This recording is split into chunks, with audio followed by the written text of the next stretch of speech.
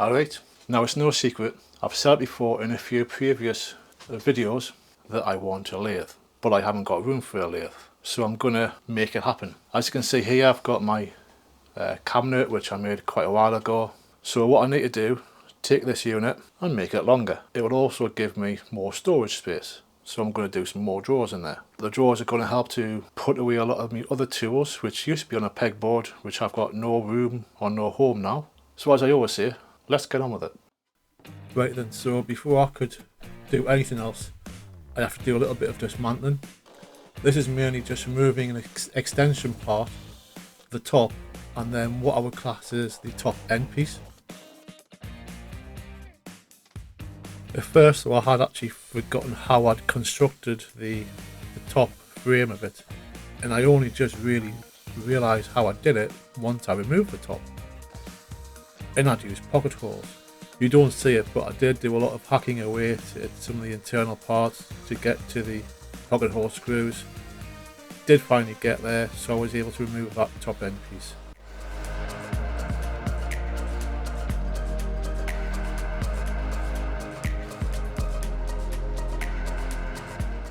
The first new part that I measured and cut are the two legs. I mean, I had to start somewhere, and why not with them? It's been a couple of weeks since I filmed all of this, but if I remember correctly, the legs are 44 by 44 mils with 900 mil length, I think. The old saying is to measure twice and cut once, so here I'm double checking the new length, which is going to be around 900 mil, but I had to make sure that it fit in between everything else, and yes, I can use a calculator. I am clever. Then it's on to the actual cuts. Fun fact, once I'd cut the wood to the correct thickness, I'd actually forgot to cut it down to the right length, but I did trim it down in the end, otherwise it wouldn't fit. Whilst I had the table saw out, I decided to make the most of it and cut the top and also the drawer panels, but you'll see them later on. I don't know why, but for some reason I really do enjoy cutting plywood on the table saw. Okay, that's a lie. Next up, shadow foam.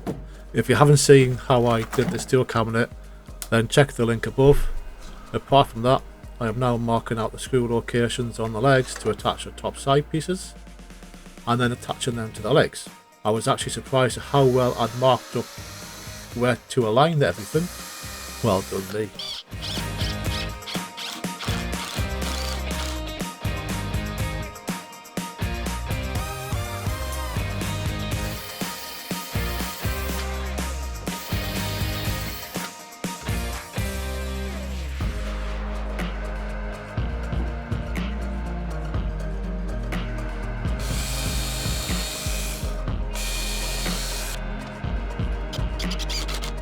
After I've got this bit done, you'll see me back on the original cabinet, trimming away part of the top so the side bits have somewhere to go.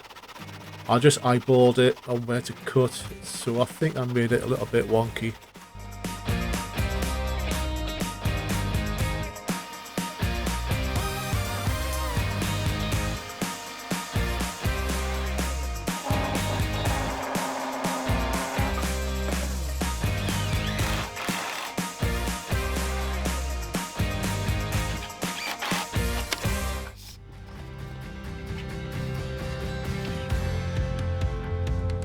On to marking out where the drawers are going to go. Now, if I was able to afford 4 sets of the black ball bearing drawer slides, I would have bought them. In fact, I wish I had bought them. Keep watching, as later on you'll get to see why this was a bad idea. The cream cheap drawer slides are a classic design, but they can be awkward. It's when you eventually put the drawers in for the first time and you have to tilt them up so that they go onto the rails.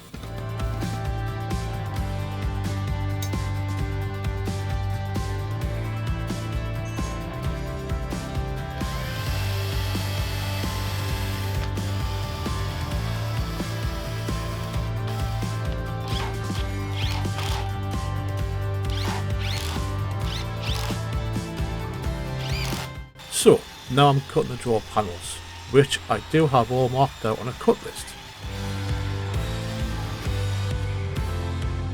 In between cutting the panels, I decided to put the top on. Wait, I've just realised. Earlier, when I said I was cutting the top, I wasn't.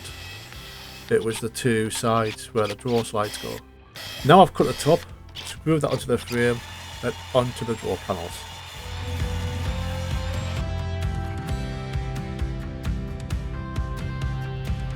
You'll only see me glue one of the drawers together, but it gives you an understanding of how I did it.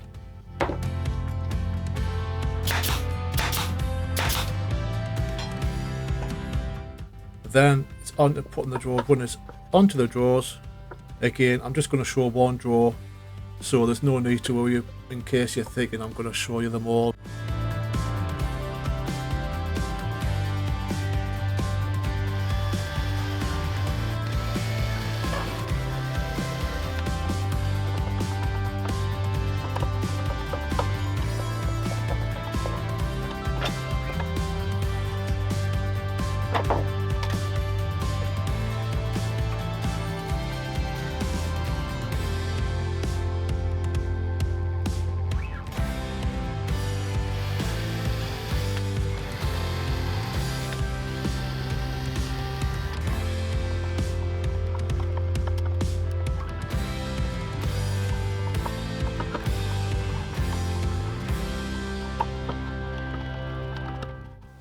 I'm going to consider this one done for this week.